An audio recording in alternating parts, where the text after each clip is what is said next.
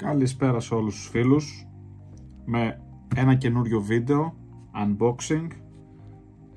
Ήρθαν μερικά πραγματάκια που περίμενα και λέω να πάμε να τα δούμε μαζί, ξεκινώντας από ένα knob το οποίο το πήρα για το Certate της εταιρείας Gomexus. Φανταστικό, είναι και ασορτή τα χρώματα με το μηχανισμό, πάρα πολύ όμορφο, πολύ ελαφρύ, ωραία αίσθηση στο χέρι και μένει τώρα να το δοκιμάσουμε και να έχουμε μια καλύτερη άποψη. Η τιμή από Ιαπωνία είναι στα 10 ευρουλάκια. Πάρα πολύ όμορφο και πάμε να συνεχίσουμε με τα τεχνητά. Η παραγγελία αυτή είναι όλα μεγάλα τεχνητά, οπότε πάμε να τα δούμε έτσι λίγο μαζί. Πρώτο είναι το Duo Cono Flat 160 floating, 48 γραμμάρια. Ένα τεχνητό που το έχω ήδη σε διαφορετικό χρωματισμό και επειδή μ' αρέσει πραγματικά και επειδή υπάρχει περίπτωση να πάω τώρα κοντά και να ψαρέψω σε θάλασσα στην Ελλάδα, θα ήθελα να έχω και ένα πιο έντονο χρωματισμό, οπότε επέλεξα αυτόν εδώ, τον κίτρινο, πορτοκαλί κοιλιά, rainbow στα πλαϊνά. Είναι κουδουνίστρα, παιδιά, είναι κουδουνίστρα, αλλά είναι πανέμορφο τεχνητό. Πανέμορφο τεχνητό, τρομερή πλεύση κάτω από το νερό. Εδώ είναι με στριφτάρι. Τρομερή πλεύση side to side κάτω από το νερό με χτυπήματα. Κάνει ουσιαστικά ένα walk the dog κάτω από την επιφάνεια του νερού και μόλις το αφήσεις ξαναέρχεται πάλι στον αφρό. Πάρα πολύ ωραίο τεχνητό.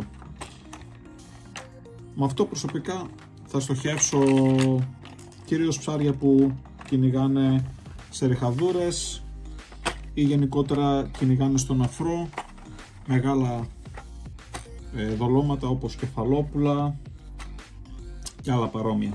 Ένα ακόμα φανταστικό τεχνητό, το οποίο ουσιαστικά προσομοιάζει και στο χρώμα αλλά και στο σουλουπί έναν κέφαλο, είναι της Megabass, το Gorham 147 Floating Saltwater Edition. Νομίζω υπάρχει και Freshwater Edition. Ένα τεχνητό το οποίο έχει έμβολα με ρουλεμάν, ένα εδώ και ένα εδώ, έχει δύο, όπως φαίνεται και εδώ πέρα στο διάγραμμα πίσω που έχει το κουτί. Δεν θυμάμαι όμως πόσα γραμμάρια είναι αυτό. Είναι 45 γραμμάρια, παιδιά. Και αυτό μιλάμε ότι είναι ένα τεχνητό floating το οποίο κολυμπάει, όπως βλέπετε, από το σχήμα και από τη γωνία της γλώσσας ακριβώς κάτω από την επιφάνεια. Μια πολύ έντονη πλεύση που σε συνδυασμό με το σπαστό κομμάτι της ουράς μας δίνει αρκετές δονήσεις μέσα στο νερό, ακριβώς κάτω από την επιφάνεια, εκεί που χρειαζόμαστε ένα τεχνητό να κολυμπάει σε τελείως ριχά νερά και να μην κοπανάει κάτω. Παρεμπιπτόντως, το τεχνητό είναι silent, οπότε είναι άλλο ένα συν. Πραγματικά δηλαδή πλέον εκτιμάω πολύ περισσότερο τεχνητά που είναι silent παρά που είναι κουδουνίστρας. Τουλάχιστον εγώ, για τα ψάρια δεν ξέρω. Και συνεχίζουμε με ένα τεχνητό παρόμοιας φιλοσοφίας, αλλά όχι δύσπαστο. Είναι της Megabass και αυτό το Sazanka 140 floating, το οποίο έρχεται και αυτό με το σύστημα του έμβολου με το ρουλεμάν, που είναι η πατέντα της Megabass.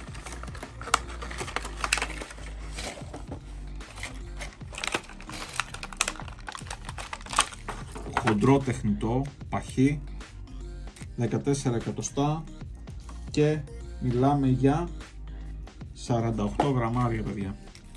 48 γραμμάρια. Γενικότερα το σώμα είναι όλο ελαφρύ και έχει μέσα το έμβολο, το οποίο κάνει όλη τη δουλειά για τη βολή. Δυστυχώς αυτό δεν είναι silent, αλλά δεν μπορώ να πω ότι οι μπίλιες και ο θόρυβος που κάνει είναι κάτι ενοχλητικό. Όπως βλέπουμε και αυτό κάθετη γλώσσα, ακριβώς, η οποία είναι κούφια μέσα, από ό,τι βλέπω. Κάθετη γλώσσα, κολύμπι ακριβώς κάτω από την επιφάνεια, floating και αυτό, και ουσιαστικά προσπαθούμε να ξεγελάσουμε ψάρια τα οποία κυνηγάνε σε ριχαδούρες, κέφαλους και άλλα παρόμοια δολώματα. Πολύ δυνατό τεχνητό, δουλεύει μόνο του, δεν χρειάζεται πολλά. Παιδιά, δεν ξέρω, μου έχει κινήσει το ενδιαφέρον. Γενικότερα μου λείπανε τεχνητά μεγάλα, τα οποία να μην κατεβαίνουν, οπότε ελπίζω αυτά κάπως να καλύψουν αυτό το κομμάτι και αυτό το κενό που υπήρχε στον εξοπλισμό μου και στα τεχνητά μου. Τεχνητά μεγάλα τα οποία να έχουν καλή βολή και ουσιαστικά να μην κατεβαίνουν κάτω από την επιφάνεια πάρα πολύ, γιατί καλώς ή κακώς ακόμα και τα Duo, τα 200, ακόμα και το floating κατεβαίνει 1 μέτρο και εύκολα πολλές φορές βρίσκει και μερικές φορές σπάνε τη γλώσσες. Τελευταίο, έχουμε ένα πραγματικά θηρίο της Megabass πάλι, το Ice Light 187 RSW, ένα τεχνητό floating και αυτό, το οποίο βρίσκεται στα 64 γραμμάρια, δύσπαστο. Παιδιά, είναι τεχνητά τα οποία είναι βγαλμένα και φτιαγμένα για λαβράκια, είτε το πιστεύετε είτε όχι. Ναι, αυτά τα θερία. Οι παλίκαροι στην Ιαπωνία τα έχουν βγάλει για λαβράκια. Λοιπόν, προφανώς υπάρχουν και τα ανάλογα μοντέλα, τα οποία είναι για τα γλυκά νερά. Παιδιά, μιλάμε για ένα έργο τέχνης, πραγματικά απίστευτο τεχνητό. Το συγκεκριμένο έχει ένα πολύ ελαφρύ κροτάλισμα, όχι κάτι σπουδαίο. Η ουρίτσα του είναι αποσπόμενη, μπορεί να βγει. Είναι τεχνητό που κολυμπάει με μια απλή ανάκτηση, αλλά παράλληλα μπορείς να το δουλέψεις προφανώς και με κάποια χτυπήματα, κάποια τζέρκ, κάποια τραβήγματα με το καλάμι. Μιλάμε για τρομερό τεχνητό, πάλι για ριχαδούρες, για ψάρια όπως λαβράκια, όπως γοφάρια, όπως λίτσες ή οτιδήποτε άλλο μπορεί να κυνηγάει τόσο μεγάλα δολώματα. Προσωπικά αυτά είναι τεχνητά που θα τα ψαρέψω με το καλάμι που έχω, που είναι στα 2,82 μέτρα μήκος και max 60 casting weight, μηχανάκι 6000 και 5,5 νήμα. Θέλεις χοντρό νήμα για αυτά τα τεχνητά, θέλεις χοντρό νήμα γιατί αλλιώς δεν μπορείς να κάνεις βολή. Δεν μπορείς να ζορίσεις το καλάμι με τόσο βαριά δολώματα και δεν μπορείς να επιτύχεις μια ικανοποιητική απόσταση βολής. Θες το χοντρό το νήμα, να μπορείς να τσιτώσεις το καλάμι, να έχεις καλή αίσθηση στο χέρι σου και προφανώς και τα τεχνητά να έχουν την ανάλογη αντίσταση από το νήμα, ώστε να φύγουν όσο το δυνατόν γίνεται πιο ευθύβολα. Αυτά είναι τα τεχνητά, παιδιά, αυτά ήταν τα ψώνια, δεν ήταν πολλά πράγματα, αλλά λίγα και καλά. Λοιπόν, ευχαριστώ που παρακολουθήσατε, κάντε μια εγγραφή στο κανάλι και τα λέμε σε επόμενα βίντεο.